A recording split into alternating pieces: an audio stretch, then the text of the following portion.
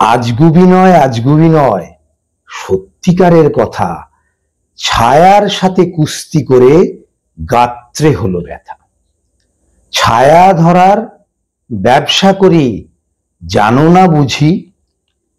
সুকুমার রায় যদি জানতেন যে তার মৃত্যুর 100 বর্ষ পরে সত্যি সত্যি কেউ ছায়ার সাথে কুস্তি করবে কিংবা ছায়া ধরার ব্যবসা করবে, তাহলে নিজের কলমকে সার্থক মনে করতেন।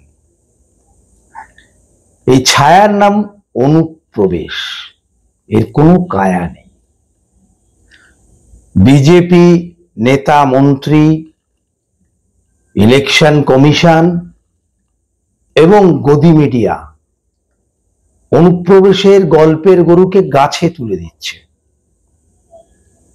প্রধানমন্ত্রী নরেন্দ্র মোদী লালকেল্লার থেকে বললেন যে অনুপ্রবেশকারীরা নাকি আমাদের দেশের বেকার যুবকদের ব্রেড অ্যান্ড বাটার চুরি করছে, তারাই নাকি আমাদের মা বোনেদের ইজ্জত নিচ্ছে, তাদেরকে দেশে বরদাস্ত করা যাবে না। मेरे प्यारे देशवासियों, मैं आज देश के सामने एक चिंता, एक चुनौती के संबंध में आगाह करना चाहता हूं। षड्यंत्र के तहत, सोची समझी साजिश के तहत देश की डेमोग्राफी को बदला जा रहा है। एक नए संकट के बीज बोए जा रहे हैं और ये घुसपैठिए मेरे देश के नौजवानों की रोजी रोटी छीन रहे हैं। एक घुसपैठिए मेरे देश की बहन बेटियों को निशाना बना रहे हैं। ये बर्दाश्त नहीं होगा।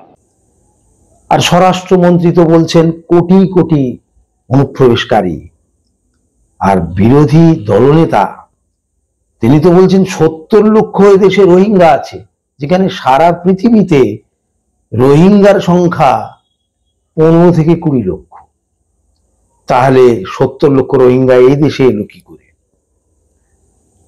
তো এই যে অনুপ্রবেশ কোটি কোটি এবং পিলপিল করছে, চারদিকে সমস্ত ভোটার তালিকা ভরে গেছে, আদপে বিহারে অতি সম্প্রতি এসআইআর হলো, কতজন প্রবেশকারী ধরা পড়েছে? এই প্রশ্নটা বিহারের নির্বাচন কমিশনারের কাছে চিফ ইলেকশন কমিশনার যখন প্রেস কনফারেন্স করলেন, সাংবাদিকরা করেছিল যে এবারে এসআইআরে চূড়ান্ত তালিকায় কতজন অনুপ্রবেশকারী চিহ্নিত করা আছে। তিনি বললেন রেকর্ড নট ফাউন্ড, অর্থাৎ এরকম কোনো রেকর্ডই তার কাছে নেই। আর রেকর্ড নট ফাউন্ড এই ট্যাগটা তখনই লাগানো হয় যখন আড়ালে একটা অস্বস্তিকর রেকর্ড আছে। তবে বেসরকারি সূত্রে ন্যাশনাল হেরাল্ড পত্রিকার অনলাইন এডিশনে বেরিয়েছে যে 390 জন নাকি অনুপ্রবেশকারী চিহ্নিত হয়েছে, তার মধ্যে মাত্র 78 জন মুসলমান। এই খবর শুনে বিজেপি নেতারা মুখে কুলু পেটেছেন, তারা আর বিহারে অনুপ্রবেশকারী বলে চেঁচাচ্ছেন না। আসামে বিজেপির মুখ্যমন্ত্রী হেমন্ত বিশ্ব শর্মা, যিনি দুবেলা চেঁচাতেন কোটি কোটি নাকি অনুপ্রবেশকারী, চারদিকে ছেয়ে গেছে আসামে, এনআরসি হলো। এনআরসিতে 19 লক্ষ লোকের নাম নাগরিকপঞ্জি থেকে বাদ গেল, কিন্তু একজন অনুপ্রবেশকারী হিসেবে চিহ্নিত হয়নি। শুধুমাত্র নথি জমা দিতে পারেনি বলে 19 লক্ষ লোক রাষ্ট্রবিহীন, তার মধ্যে 14 লক্ষ হিন্দু।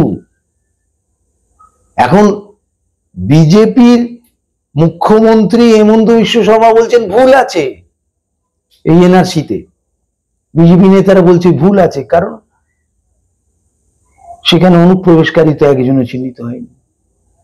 আর এবারে নির্বাচন কমিশন যেটাকে মডেল বলছে 2002 সালের ভোটার লিস্ট পশ্চিমবঙ্গে, সেই 2002 সালের যে এসআইআর হয়েছিল তাতে কতজন অনুপ্রবেশকারী চিহ্নিত হয়েছিল, যে মডেল ধরে এবারে এসআইআর হচ্ছে, 69 লক্ষ লোকের নাম খসড়া ভোটার তালিকা থেকে বাদ গেছিল, যার মধ্যে 50 লক্ষ ঠিকানাহীন আর 19 লক্ষ হচ্ছে মৃত ভোটার।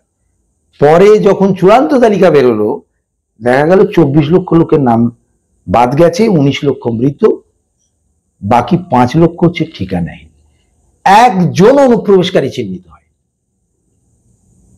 তাহলে এই অনুপ্রবেশকারী এটা শুধুমাত্র গল্প।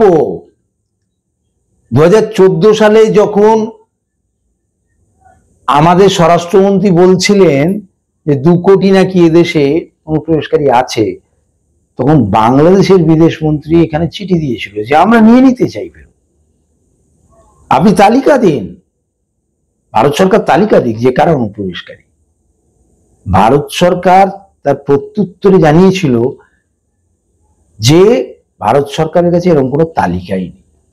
আসলে সবটাই তো হাওয়া, সুকুমার রায় ছায়াবেজি ছড়ার মতো, ছায়ার সাথে কুস্তি করা।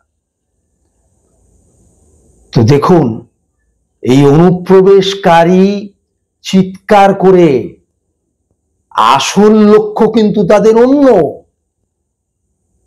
ভোটার তালিকা থেকে গরিব মানুষ, আদিবাসী, মুসলিম, মহিলা, নিম্নবর্ণের মানুষকে বার করে দেওয়া।